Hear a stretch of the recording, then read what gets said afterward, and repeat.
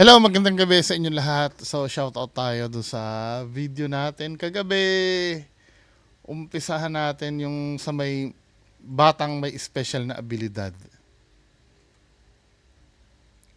Hello, Sir Glenn Kabangbang. Sabi ganun, si Donatello may KSP. Nakikipag-usap sa duwende. So, ito yung ano yung sa KMGS to, yung bata na ano. Sabi ni Draculadio, yung sa bata na may special ability daw, bakit lahat ng ipapahula sa kanya kailangan nasa ibaba nakapwesto? Yun din na napansin ko eh. Kailangan nandito sa baba lagi. Di ba? Kaya ang proposal ko dyan sa taas dapat. Or tama yung ginawa sa gilid kanina. Kahit walang blindfold yan, papikitin mo lang tapos sa taas ng ulo mo ipwesto. Ipapahula mo syempre. Oo, simple lang. Papikitin mo lang talaga. Mas mabubuking pa nga yan kung maninilip yan pag nakapikit yan eh.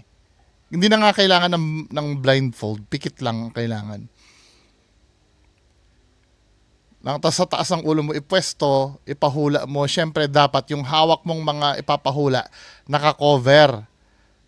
Dapat, tapos saka mo ipwesto sa taas ng ulo niya, na ipapahula. Pwede ang gawin, ilagay sa sobre. Sa brown envelope. Siguro naman, kahit pa paano, mahuhulaan niya yun, ano? Saka isa pa yung blindfold na ginamit niya, gamay na niya yon kung paano siya makakasilip kasi nag-start pa lang siya yung nagamit niya. Kaya kita mo yung movement ng ulo niya, hinahabol ng mata niya, yung konting liwanag na nasisilip niya. Saka kasi yung ilong niya medyo malaki kaya minsan kapag di niya mahulaan, kunyari inaamoy niya. Oo nga naman ano, yung sabi ganun. Tapos ang pag-amoy niya pa nakaganyan pa siya oh. Tsaka hindi ko nga nagigets no, huhulaan mo nga ba't kailangan amoy-amoyin mo? At kailangan may contact ka. Useless yung ability niya na yun eh. Tsaka hindi, saan, kasi ang ano daw, yung brain activation daw, para daw maging matalino yung anong nakakatalino doon sa ginagawa niya na yun? Di ba? Saka isa pa yung blindfold na ginamit niya kamay niya, gamay na niya yun, bla bla bla bla. Saan na tayo natapos? Kaya kita yung movement ng ulo niya, hinahabol niya mata niya, yung konting liwanag na nasisilip niya. Saka kasi yung ilong niya medyo malaki, kaya minsan kapag di niya mahulaan, kunyari inaamoy niya. Pero once nalapit na niya sa ilong niya, nagkakaroon na ng gap doon na makikita na niya. Nasa ilong talaga ang sikreto kasi pwede niya galaw-galawin yung ilong niya para magkaroon ng konting gap na pwede na niyang makita. Pinapahulaan nila. Saka hindi yan nakapikit kapag naka-blindfold. Nilalakihan niya lang yung mata niya sa loob para makasilip. Kawawa lang yung bata kasi na Jessica Soho pa sila. Siyempre habang buhay na niya, paninindigan niyang kasinungalingan niya. Matatakot na yan umamin kasi madami na siyang napaniwala lalo na mga magulang niya. Tapos yung mga magulang paniwalang-paniwala, nagja-justify pa pagka ano eh. Huling-huli na bakit alam niya paano kunin ang pera na paparating sa kanya. Oo nga no! Tingnan nga natin yung 644. Sabi ko sa inyo eh, mga matatalino yung mga nanonood sa akin eh. Oo nga no, hindi ko naisip yon. Dali na, play natin. Bagal! Ulo niya weirdo na eh. Tsaka bakit kailangang iabot sa'yo? Hindi ba pwede yung ano mo yan? Basahin mo ng hindi mo hinahawakan. Peso bill para pahula. Oo nga, no? Inaabot niya agad. I-rewind natin ng konti. Alam niya na agad na parating yung yung 1,000. Tama ha? Inabutan din siya ng 1,000. Oo nga, no? Ay, hindi nyo pala nakikita. Sorry. Tinan mo ha. Oy, very good ka. Sino yung nag-comment na yun? Si Leon Celon. Very good. Di ba? Very good ka. Yung ano niya lang. Tinan mo ha. Huling-huli mo yun eh. Tinan mo. Bibigay yung pera ha. Hindi pa pinapahula sa kanya pero alam niya na kung kukunin niya. Siya ng 1,000. Oo nga no. Galing, galing. Very good. Hindi ko nahuli yun, ha? Hindi ko nahuli yun. Alam niya na agad. Doon palang huli na. Alam niya na kung paano kunin ng pera na paparating sa kanya. Oo nga, no, kung dapat, hindi, baka naman sinasabi nung na, ito yung 1,000. Nagsalita ba? Tingnan natin, baka malay mo, Inabutan din siya ng 1,000 Hindi nagsasalita yung forma pa lang ng ulo. Hindi nagsasalita yung yung Oo nga, very good, very good. Hindi nagsasalita yung mag-aabot ng 1,000. Hello, Sir Ledem Saxor, dapat daw nakatalikod. Sabi gano'n ni Draculadio, nung 6 years old pa lang anak ko, sinali siya ng tita niya sa blindfold money game at nakuha ng anak ko yung 1,000.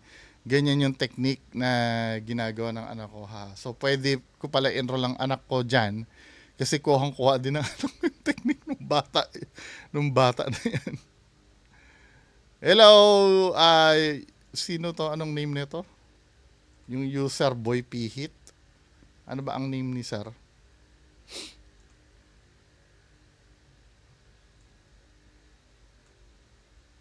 Carl Audiox. Diba? Nitong January lang ginawa yung account. Okay naman, gamitin nyo yung lumang username nyo. Wala namang problema. Wag na kayo mahiya na bumalik kayo sa akin. Hello, Sir Cholo Rocales. Ito na naman, sabi gano'n ni Sir Harry Modestano, sabi ni Sir, perfecto ka naman masyado, nangangalakal din ako, yung mga gamit na CR, wag naman ganon, may mali ka din. Anong mali sa 103? Tingnan nga natin.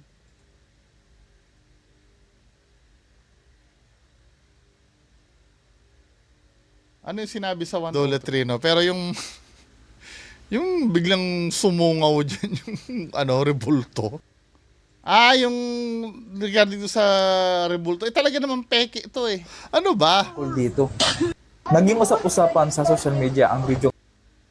Nagtrabaho daw siya. Anong kinalaman ng pagtatrabaho mo, sir, sa sa mga gamit na CR? Ano ibig sabihin? Nangangalakal din ako yung mga gamit na CR. Wag naman ganun, may mali ka din. Ano yung pinagsasabi nito? Yung pagiging perfecto, lahat naman tayo, hindi naman tayo perfecto eh. Pero pag may pinag-uusapan tayong kabulshitan talaga. Wala namang kinalaman yun kay perfecto ko o hindi eh. Kung talaga naman kabulshitan eh. Anong gagawin ko? Gagawin kong tama yon dahil ako hindi rin ako perfecto? Kahit ba naman na halimbawa magnanakaw ako at nahuli kang magnanakaw, sinabi ko na nagnakaw ka naman talaga eh. Regardless kung magnanakaw din ako. Di ba? Hindi ko nakukuha yung mga ganyan na perfecto. Walang perfecto. However, may pinag-uusapan tayong topic. Anyway, next, no? Sabi ni Sir Nona Topedernal Vlogs, kaduda-duda talaga yung blindfold. Dapat yan, palitan yung blindfold. Yung walang design na mata or drawing ng mata. Hindi, tama yung sinabi na Draculadio kanina. Papikitin mo lang yan, okay na eh. Hindi na kailangan ng blindfold na yun eh. Papikitin lang. Sabi gano'n ni Ma'am Hope Pasinabaw, yes, tama, yung position ng ulo niya, it's a bit fishy na. Bakit din nila palitan yung blindfold niya? Baka see-through sa loob. Sabi gano'n ni CJM, hello sir, 23K para turuan magsinungaling ang bata.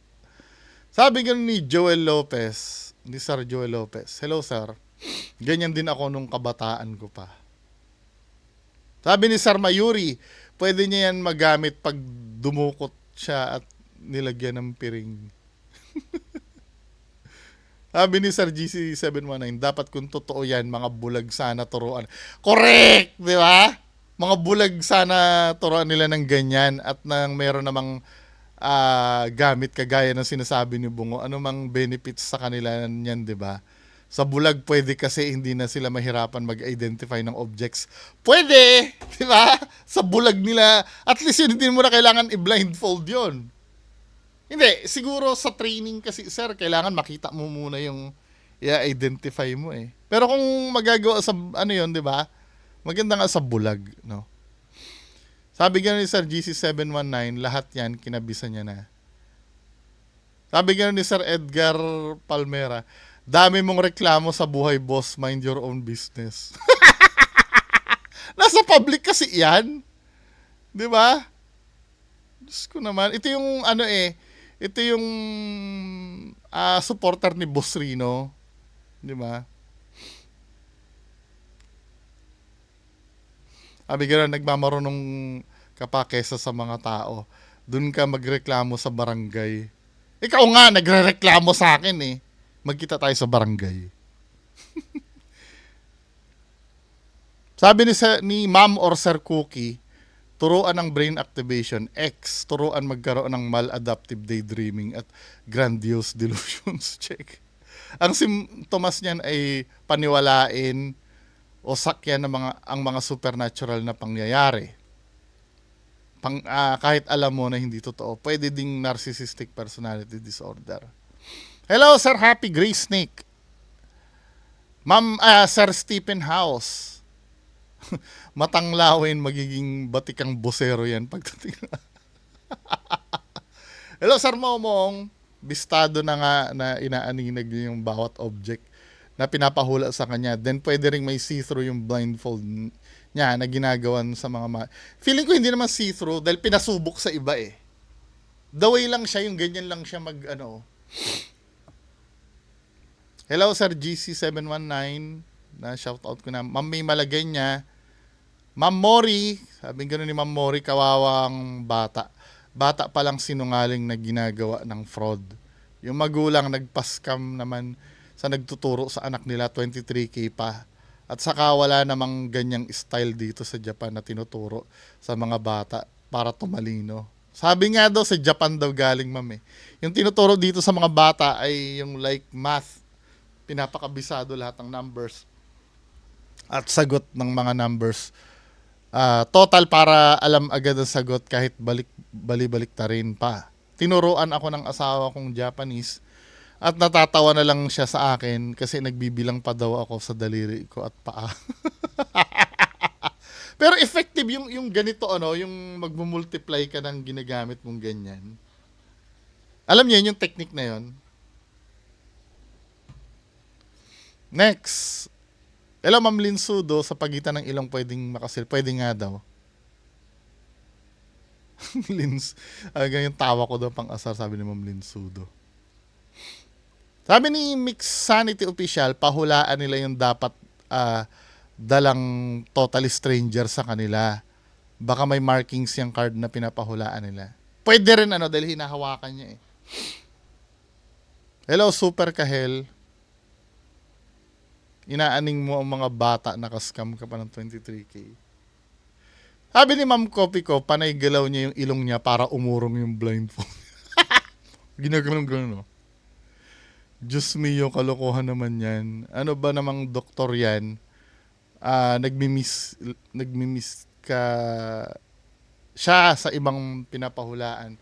Pati bata tinuruan na ng pangluloko. Hello, Sir Martsan. Ma'am Fairy Haba, totoo ba talaga yung Sixth Sense? Sabi nila, di ba? Yan ang patuloy nating sinusuri eh. Kaya nga kasama natin si Sir Ed Caluwag. Di ba? Sir Braille Joe Bangamyaw, hello. Sir Neil Lester. Sir Julian Lakyan, hello po. Wala na, halata dapat nakababa yung piring malapit sa ilong. Halatang may natatanaw siya eh. Joben TV, hello. Sir Emir Crisostomo.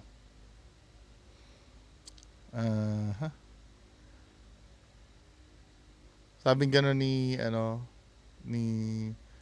Sir Jan Sebas, kamukha ni Barry Gibb ng Bee Gees yung image.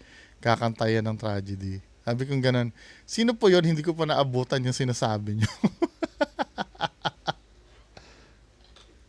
Hello, Boss Bray Official. Misteryoso, kamusta na?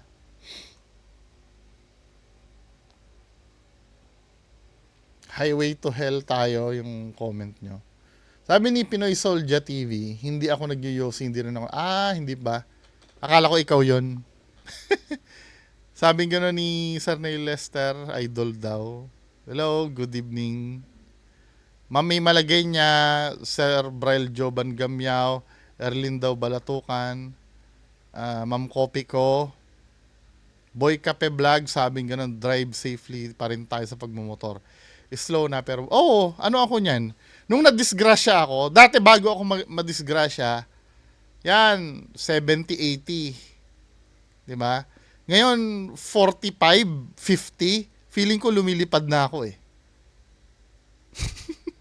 Pag mga ganong kabilis, 45 or kahit nga 40, feeling ko anytime ma-aksidente na ako eh. Sa sobrang dala ko, yun ang nag-ano sa akin eh. Okay na yung banayad lang. 'Di ba? Yung 40 nga na takbo mo sa traffic sa Manila, mas maaga ka pa makakapunta doon sa mga kotse eh. Kasi yung kotse may stuck sa traffic yun eh. Kahit ba naman na 40 lang yung takbuhan mo, at least nakakasingit-singit ka at safe ka. Yeah, mga 30 ganyan, 'di ba? Tama na yung ganun, hindi na kailangan yung Sabi ni Sir Momong, grabe yun, akala ko tapos na maliligayang araw ng mga kamoting riders na yan. Mula nung nangyari kay Superman, may nakakalusot palang mga kamote. Sana may kinauukulan makapanood nito, mabigyan ng pansin muli. Nawawala na naman daw uli yung